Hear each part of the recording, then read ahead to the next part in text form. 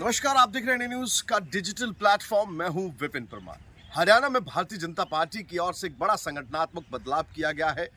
ठीक मिशन 2024 से पहले प्रदेश के भाजपा अध्यक्ष को बदलने का काम किया गया। इससे पहले ओम प्रकाश धनखड़ के पास भाजपा की कमान थी, भाग दौड़ थी, संगठन को संभालने का काम था, संगठन को मजबूत करने का काम था।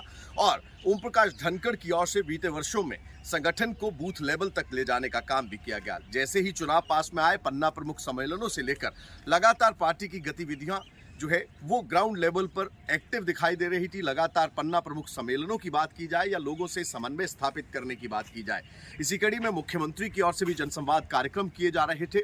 लेकिन ऐसे में हाल ही में, क्योंकि जुलाई माह में ओम प्रकाश धनखड़ का कार्यकाल समाप्त हुआ था, तो ऐसे में 2-3 महीने की एक्सटेंशन के बाद पार्टी आलाकमान को ये फैसला लेना था। तो अब कमान जो सौंपी गई है वो प्रदेश के नए अध्यक्ष नायब सैनी जो है वो भारतीय जनता पार्टी की कमान आज संभालेंगे। उनका पदभार ग्रहण समारोह जो है रोहतक में, यानी कि हुडा के गढ़ में होने जा रहा है। ऐसे में रोहतक से अपने पदभार को संभालते हुए नायब सैनी की ओर से पार्टी को मजबूत करना और पार्टी को किस तरह से मिशन 2024 यानी कि लोकसभा चुनावों से पहले, ठीक पहले, तमाम काडर और तमाम लोगों को साथ लेकर किस तरह से पार्टी और संगठन को मजबूत करने का काम किया जाएगा, ये तमाम रणनीति जो है वो आज कहीं ना कहीं पार्टी का आला नेतृत्व जो है तमाम चीजें सोचकर नायब सैनी को ये जिम्मेदारी जो है वो सौंपने का काम किया गया है।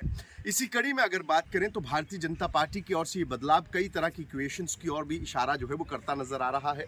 ऐसी परिस्थितियों में भाजपा जो है वो ठीक चुनाव के मुहाने पर खड़ी है। 10 की 10 लोकसभा सीटों पर चुनाव लड़ने की बात जो है वो अलग अलग लेवल पर अलग अलग नेताओं की ओर से की गई है।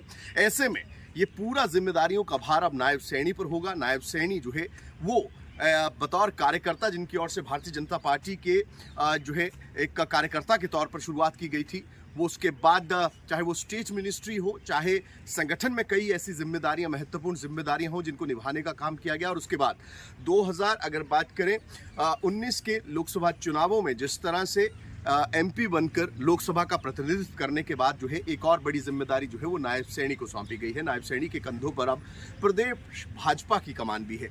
ऐसे में नायब सैनी की ओर से स्पष्ट किया गया है कि उनका मकसद जो काम धरातल पर हुआ है, यानी कि पूर्व अध्यक्ष ओम प्रकाश धनखड़ की ओर से किया गया है, उसको आगे बढ़ाते हुए पार्टी को और मजबूत किया जाए और पार्टी को 2024 से ठीक पहले, अगर बात करें चुनावों से पहले, लोगों के साथ, एक एक व्यक्ति के साथ समन्वय स्थापित कर केंद्र और प्रदेश में एक बार फिर से भारतीय जनता पार्टी की सरकार बनाई जा सके, ऐसा काम उनको करना है।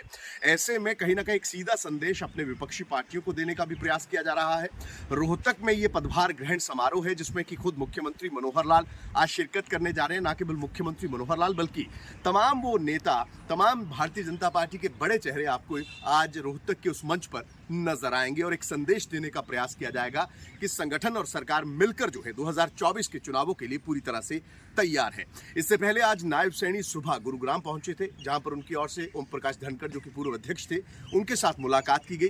रणनीति जरूर चर्चा में रही होगी कि किस तरह से आगे बढ़ना है। दोनों का एक्सपीरियंस अलग है और ऐसे में लोकसभा चुनावों से पहले ऐसे व्यक्ति को कमान सौंपना जिसके पास खुद लोकसभा के भीतर का या चुनाव लड़ने का एक्सपीरियंस हो, कहीं ना कहीं भारतीय जनता पार्टी के लिए एक फायदे का सौदा रह सकता है, क्योंकि नायब सैनी खुद लोकसभा का चुनाव लड़ चुके हैं।